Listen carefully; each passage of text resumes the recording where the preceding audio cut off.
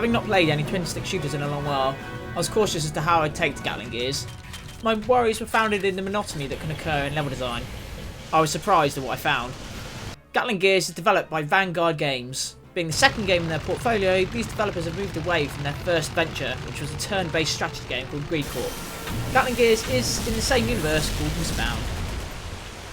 Caught in a bitter war, your character finds himself defecting from the evil empire who have ravaged the land, which has caused your world to literally fall apart. Once you find out the empire is encroaching onto your turf, you must find out where and why this army is expanding its reaches. As with most twin-stick shooters, the story is of paramount importance. What is important is how the game rewards you with upgrades and weapons. The main problem I thought I would have had playing Gatling Gears would be the recurring gameplay that twin-stick shooters can be well known for. Thanks to frequent weapon upgrades and extremely destructive environments, repetitive elements are kept to their minimum and are hardly noticed. Weapons are satisfying to use and cause large amounts of destruction, not only to enemies, but to buildings, trees, trains and much more. You won't find yourself strolling through breaks in the action. Instead, you tend to find yourself blowing up buildings whilst you go to keep yourself entertained. This is a good thing and keeps you from getting bored. Your vehicle is armoured with a Gatling gun, a mortar and a rocket launcher. Mixing these weapons can be tricky at times, but when used together, you really feel a sense of satisfaction. All weapons are well balanced, which means you never find yourself using one weapon over another. There's a time and place for each. The enemies are equipped with rocket launchers, homing missiles and machine guns, most of which fire slow-moving missiles. Not very dangerous by themselves, but when amassed in force, the screen will be saturated with red artillery. Make sure your strafing skills are up to par.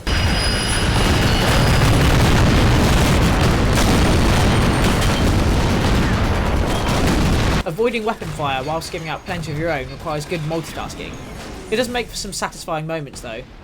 Every enemy can be wiped out in one fair sweep with a spark bomb. There's a good variety of enemies to keep things novel.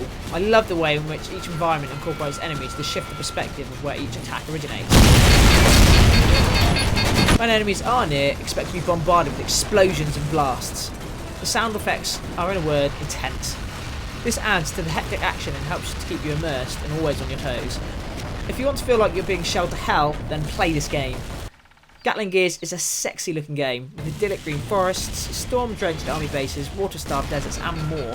The feel is just right. The story mode can be completed in around 5 hours on medium difficulty, so it's a good thing that there's a fun multiplayer element. Friends can hop into 2-player game modes, take on waves of enemies on 3 different maps, or tackle the campaign side by side. Defeating each insane wave with a friend is satisfying and adds a little something. Gatling Gears is a wicked twin-stick shooter that merits your attention. Chaotically crazy, this was a blast to play.